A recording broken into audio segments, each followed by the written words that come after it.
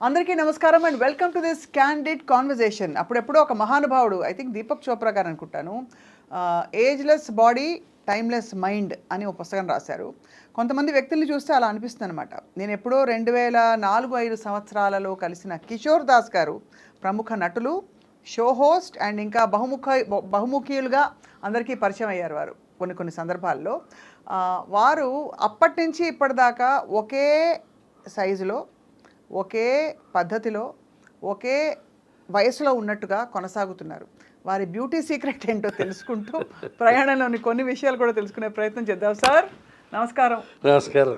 ఏమి నేను ఎదగలేదు అన్నది బాగా చెప్పారు.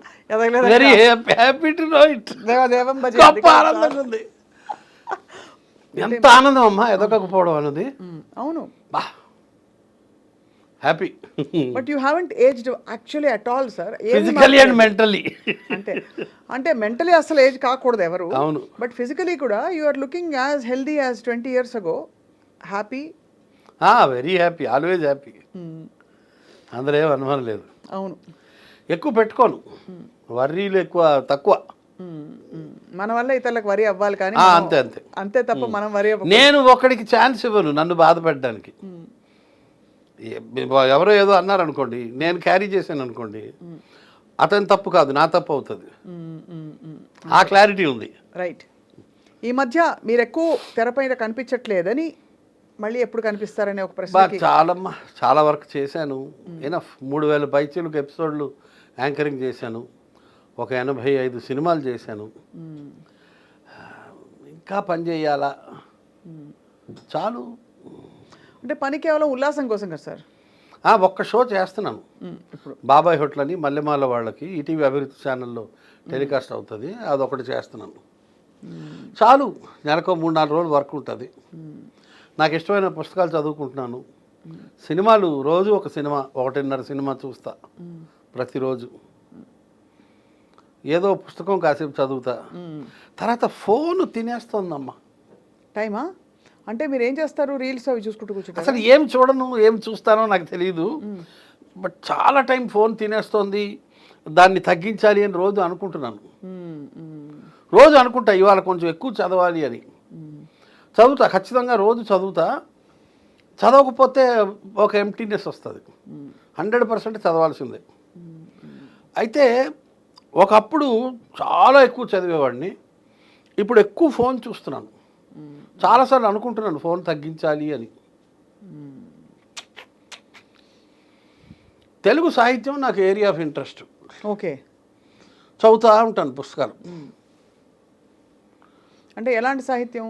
అన్నీ, మహమ్మద్ కదీర్ బాబు దగ్గర నుంచి కొంచెం కోడవటి గంటి కుటుంబరావు, అప్పటిదాకా రావి శాస్త్రి దగ్గర నుంచి అన్నీ, వాట్ నాట్, తిలక్ దగ్గర నుంచి శ్రీశ్రీ, సరే వదిలేయండి.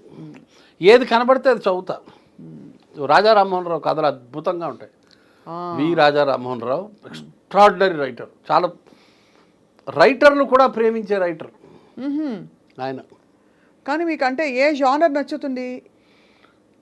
జీవితం, ప్రేమ కథల, జీవిత సత్యం, life is more larger than all that. Life Raja Rammohan Rao కథల్లో అధో జగత్ సహోదరుల గురించి ఎక్కువ ఉంటుంది. బిచ్చగాళ్ళు, పాకెట్ మార్లు, పనోళ్ళు, చిన్న దుకాణాల్లో చేసేవాళ్ళు, పల్లెటూరు నుంచి ఊళ్ళకి మైగ్రేట్ అయ్యేవాళ్ళు, వాళ్ళ జీవితాల మీద ఫోకస్ చేస్తాడు. భలే ఉంటుంది.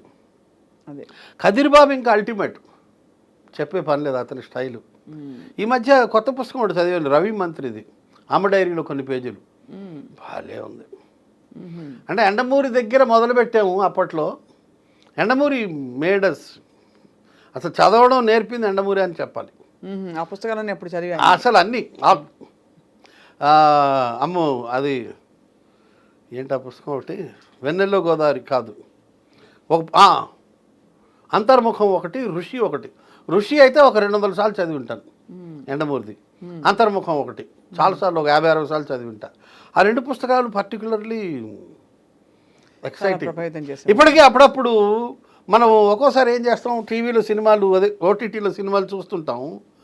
ఒక్కోసారి మనకి ఏ సినిమా నచ్చదు, అప్పుడు వెనక్కి వెళ్ళిపోయి ఏదో పాత సినిమా, ఏ సంగమో చూస్తాం. అవును. లేకపోతే సత్యజిత్ రే సినిమా ఒకటి చూస్తాం, ట్రయో ఉంది కాబట్టి అపూర్ సంసార్ అవన్నీ ఏదో ఒకటి చూస్తాం, పతేరు పాంచాలి చూస్తాం, వెనక్కి వెళ్ళిపోతాం. అట్లా నాకు బ్లాంక్ అయిపోయినప్పుడు ఋషి చదువుతా. అండమూరి ఋషి చదివితే మళ్ళీ ఒకసారి ఛార్జ్ అవుతుంది. అట్లా చలం పుస్తకాలు చదివితే మళ్ళీ ఛార్జ్ అవుతుంది. చలం ముఖ్యంగా జీవిత ఆదర్శం. అసలు ఆ దేశికాచారి క్యారెక్టరైజేషను బతకడం ఎలాగా అని నేర్పిస్తాడమ్మా దేశికాచారి. గొప్పగా ఉంటుంది. సో ఇదే మీ జీవితంలోని పెద్ద కాలక్షేపం అంటే ఇదే చదవాలి, పుస్తకాలు చదవడం, చదువుతా, సాహిత్యం చదువుతా. అంటే మరీ కానీ నాకు ఎప్పుడు అర్థం కాదు సార్, ఇన్ని వేల ఎపిసోడ్లు రకరకాల జానర్స్ చేశారు మీరు, మీకు పెద్దలకు మాత్రం అది ఎందుకు మిమ్మల్ని అలా అసోసియేట్ అయిపోయింది ఆ ఇమేజ్? ఎగ్జాక్ట్లీ అవును, ఇమేజ్ ఫాలో. ఎందుకంటే I feel happy for that. నాకు ఇప్పుడు నేను చేసిన డోసేజ్ కన్నా ఇప్పుడు వస్తున్న కార్యక్రమాల డోసేజ్ ఎక్కువ ఉంది, చాలా ఎక్కువ ఉంది, చాలా అంటీన్ నెంబర్ ఆఫ్ టైమ్స్. అంటే ఇంటూ ఎన్ని వేయాలో తెలియదు. And near vulgar. నేను వల్గర్ కాదు ఏనాడు, అవలేదా అస్సలు. నేను ఎప్పుడు నా ప్రోగ్రామ్ మీరు చూడండి కావాలంటే, మా టీవీలో ఉంటాయి రికార్డ్స్. అసలు ఎలా వచ్చింది సార్ అది ఆ కాన్సెప్ట్? అడవి శ్రీనివాస్ గారిది అది కాన్సెప్ట్. నాకు మొట్టమొదటి అవకాశం అది. That was my first debut. అది కూడా కొంత ఉంటుంది, ఫస్ట్ డెబ్యూ. బాగున్నాయి రెండు. సో దానివల్ల అది ఆ జానర్తో మీరు పాపులర్, బాగా పాపులర్. నా క్లోజ్ ఫ్రెండ్స్ వాళ్ళ భార్యలు, అంటే ఎవరి ఫ్రెండ్స్ వాళ్ళ భార్యలు కూడా నేను ఆ ప్రోగ్రామ్ చేసే రోజుల్లో మాట్లాడేవారు కాదు, ఇళ్ళల్లో లోపల దాక్కునేవాళ్ళు. అవునా? 2003లో మామూలుగా నేను ఇంటికి వెళ్తే అన్నయ్య అని వచ్చే ఆడవాళ్ళు ఇంట్లో దాక్కునేవారు. నేను వెళ్తే తిరస్కరణ అది తెలీదమ్మా. కొంత అంటే